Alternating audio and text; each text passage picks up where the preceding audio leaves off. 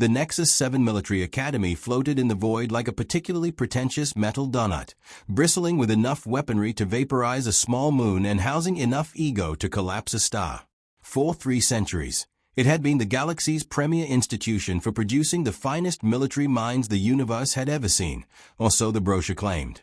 The reality, as with most things involving bureaucracy and aliens with superiority complexes, was considerably more entertaining. The station's corridors hummed with the self-important chatter of a dozen species, each convinced they represented the pinnacle of galactic evolution. The Vorthak strode about on their 6 legs, tentacles swaying with calculated arrogance as they discussed theoretical combat scenarios that would make a philosophy professor weep. The Zalani floated past in their environmental suits, emanating smug satisfaction through their bioluminescent displays. Even the Kreks, despite looking like someone had crossed a lobster with a filing cabinet, managed to convey an air of intellectual superiority through their clicking mandibles. And then there were the humans.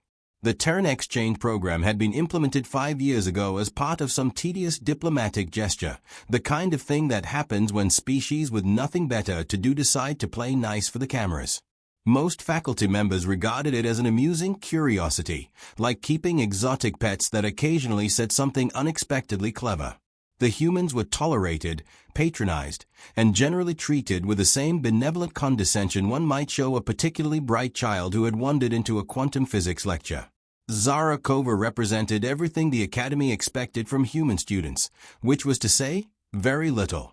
She was small even by human standards, barely reaching the shoulder joints of most Vorthak, and possessed the remarkable ability to blend into backgrounds despite being the only creature within several light years who wore primitive fabric clothing instead of adaptive biosuits.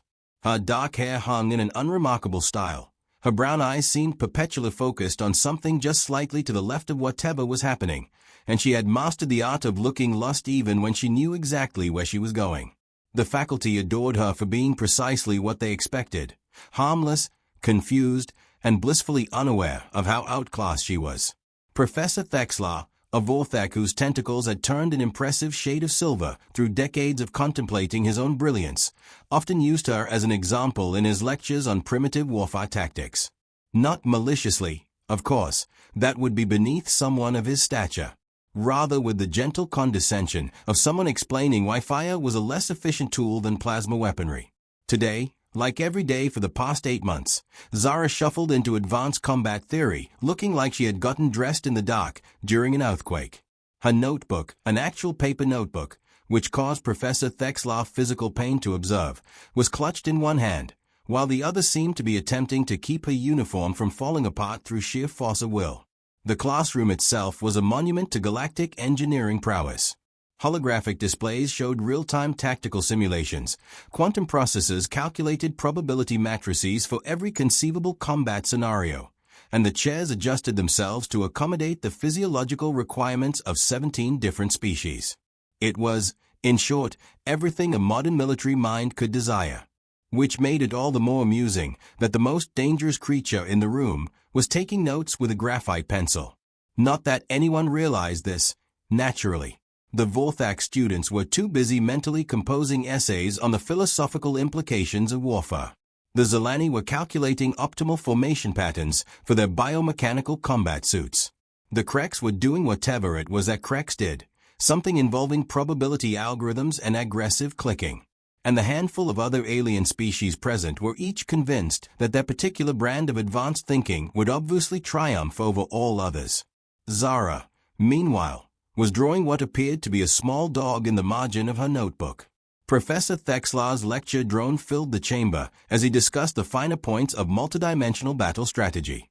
His tentacles gestured at holographic displays showing various scenarios, orbital bombardments, quantum disruption fields, temporal displacement tactics, each more complex than the last. The alien students absorbed this information with the reverent attention of disciples receiving sacred wisdom. As we have established, Thexlar pontificated, his voice carrying that particular tone of someone who had never questioned whether his own opinions might be incorrect. Modern warfare requires the synthesis of advanced technology, superior intellect, and refined tactical thinking. The primitive approaches of less developed species, direct confrontation, brute force, emotional decision-making, These are relics of a bygone age. Several students nodded sagely. Zara continued working on her dog drawing, occasionally glancing up with the expression of someone trying to remember if she had left the stove on. This brings us, Thexla continued, his tentacles now practically vibrating with excitement, to this year's Apex Challenge. The reaction was immediate and electric.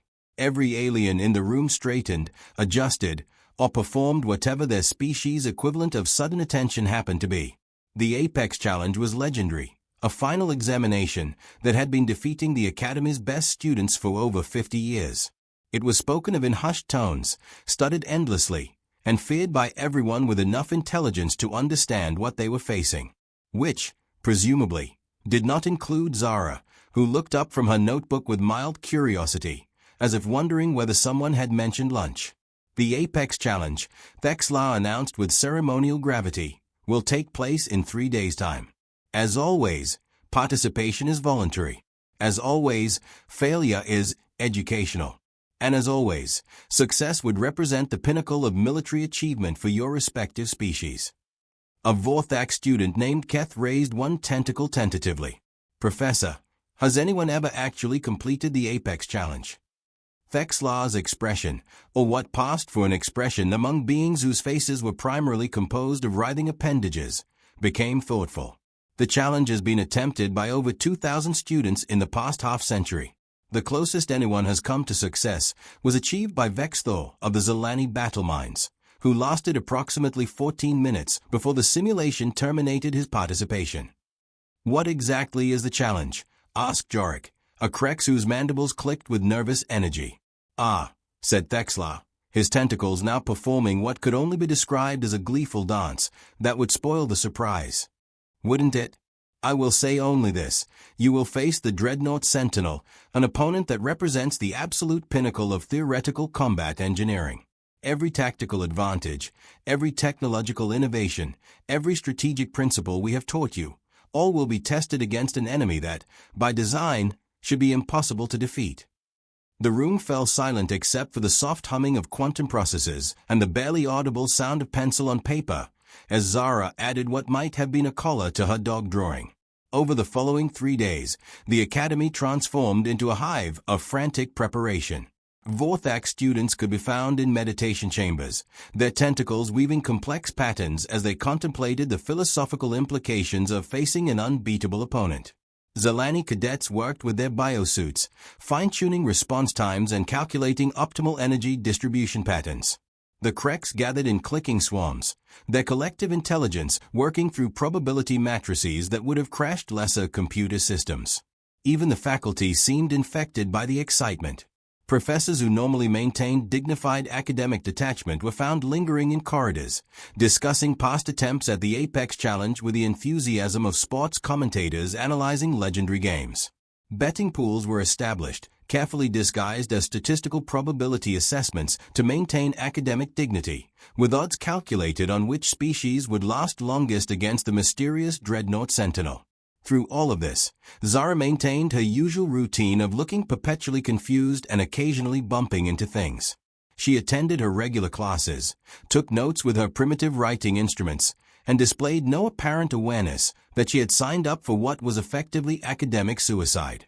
Yes, signed up. While other students agonized over whether to attempt the challenge, weighing risk against potential glory, Zara had simply walked up to the registration terminal during lunch break and added her name to the list with all the ceremony of someone signing for a package delivery. The registrar, a minor administrative AI, had accepted her application without comment, though several students who witnessed the event later claimed they heard something that sounded suspiciously like electronic laughter. The night before the challenge, the Academy's common areas buzzed with nervous energy. Study groups huddled around holographic displays, running final simulations and debating tactical approaches. Equipment was checked, rechecked, and blessed by whatever deities various species favored for situations involving probable death or dismemberment. Zara spent the evening in the human quarters, apparently trying to fold her laundry in a way that defied several laws of physics and at least one fundamental principle of geometry. The morning of the Apex Challenge dawned, or would have, if the station had been anywhere near a star capable of producing dawn. Instead, the Academy's artificial lighting shifted to its morning setting, and the corridors filled with the mixture of excitement and dread that accompanies any event where spectacularly expensive technology will be used to determine who gets to feel superior to whom. The challenge arena was a vast spherical chamber at the Academy's heart, its walls lined with enough sensors and safety equipment to monitor the vital signs of everyone within a 3-sector radius. Observation galleries provided perfect viewing angles for faculty and students, while quantum recorders captured every moment for later analysis and, presumably, for amusing highlight reels at faculty parties. The first contestant was Vexmore, a Zalani whose bioluminescent patterns had been shifting through what could only be described as aggressive configurations for the past hour. His environmental suit was a masterpiece of bioengineering, equipped with plasma projectors, defensive shields, and a tactical analysis system that could process combat variables faster than most planetary computers. He lasted 6 minutes. The Dreadnought Sentinel, when it materialized in the arena center, was everything the name suggested and several things it didn't. Standing 12 feet tall and built like someone's fever dream of mechanical perfection, it moved with the fluid grace of something that had been designed by engineers who understood that intimidation was just as important as functionality. Its armor plating shifted and adapted to counter every weapon Vexmore deployed. Its response systems anticipated every tactical maneuver, and its offensive capabilities turned the arena into a light show that would have been beautiful if it hadn't been quite so terrifyingly efficient. Vexmore's bioluminescent patterns shifted to what could only be interpreted as variations on the theme of "Oh dear," before the simulation mercifully terminated his participation. The pattern continued through the morning. Keth, the Vorthak philosopher warrior, approached the challenge with a meditation-based strategy that involved achieving transcendent awareness of the battlefield. The Dreadnought Sentinel achieved transcendent awareness of where Keth was standing and adjusted accordingly. 4 minutes. Jorik and 3 other Kreks attempted a coordinated swarm attack, their collective intelligence calculating attack patterns in real time. The Sentinel's adaptive systems proved capable of calculating slightly faster. 7 minutes for all 4 of them combined. Species after species, strategy after strategy, each more sophisticated than the last, and each meeting the same inevitable conclusion. The Sentinel adapted, countered, and systematically dismantled every approach with mechanical precision and what appeared to be something dangerously close to artificial amusement. By afternoon, the observation galleries had taken on the atmosphere of a particularly upscale funeral. Faculty members who had begun the day discussing the theoretical implications of the challenge were now quietly wondering if perhaps they had created something a bit too effective. Students who had spent weeks preparing elaborate strategies were reconsidering their career choices and possibly their species' entire approach to military philosophy.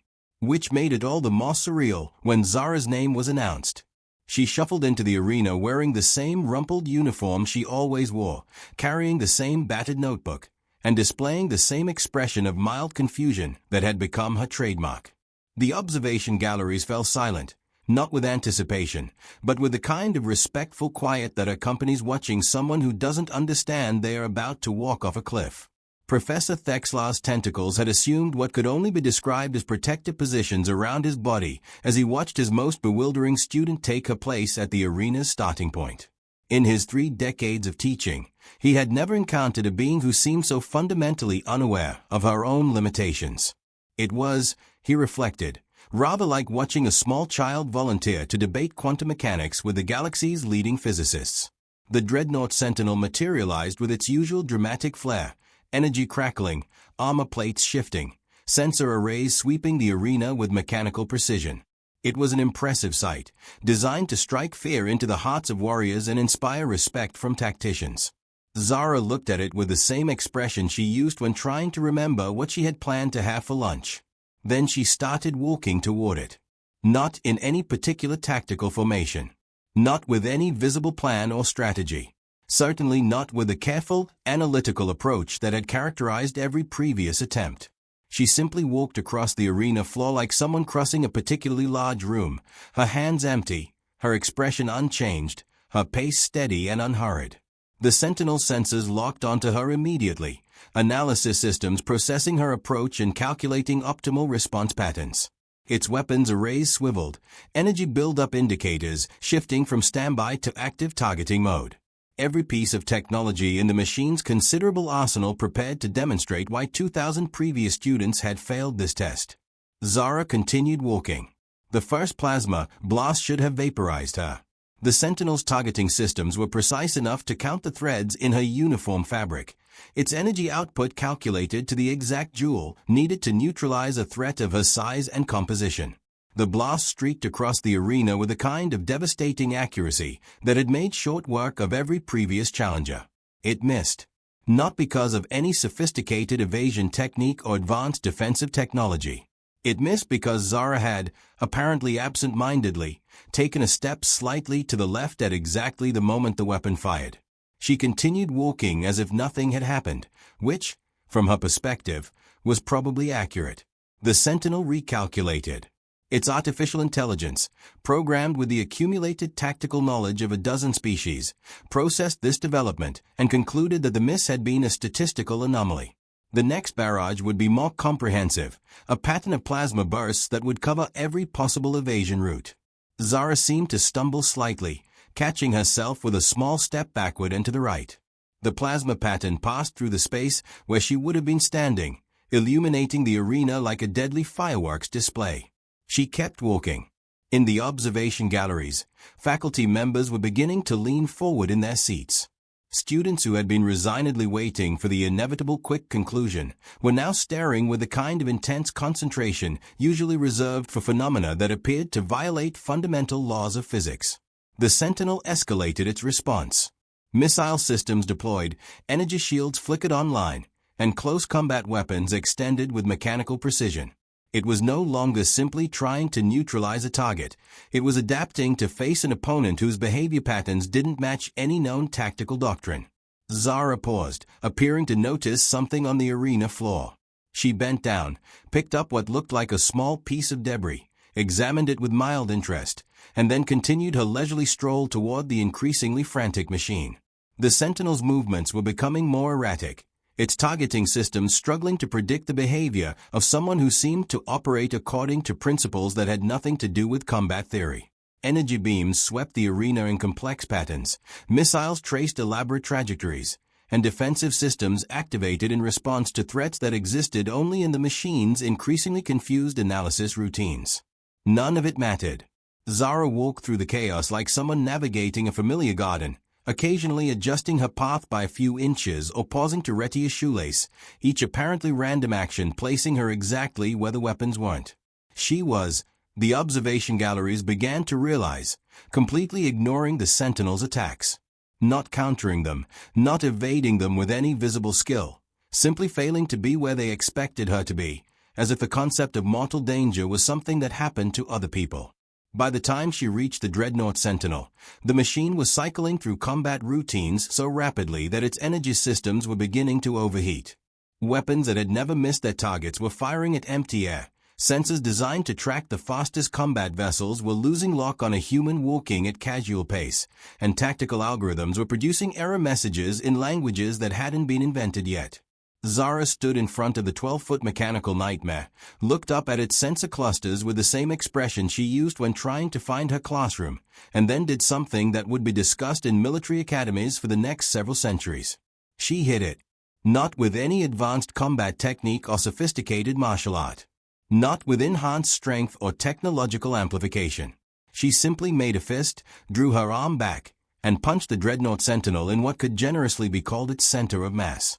The impact was audible throughout the arena, a sharp, metallic crack that seemed to echo in dimensions the Academy's architects hadn't planned for. The Sentinel, which had withstood plasma bombardments and energy beams without showing so much as a scorch mark, suddenly developed what could only be described as a look of mechanical surprise. Then it fell over. Not dramatically. Not with the kind of explosive conclusion that marked the end of most combat simulations. It simply toppled backward with a crash that shook dust from fixtures that had been cleaned for decades, its systems flickering offline one by one until the only sound in the arena was the gentle hum of the Academy's life support systems. The silence in the observation galleries was the kind of absolute quiet that accompanies events so fundamentally impossible that reality itself seems to pause for a moment to consider its options. Zara looked down at the fallen Sentinel, looked at her fist, and then shrugged in the universal gesture of someone who had expected something interesting to happen, but wasn't particularly surprised that it hadn't. She turned and began walking back toward the arena exit, already reaching into her pocket for what appeared to be a shopping list.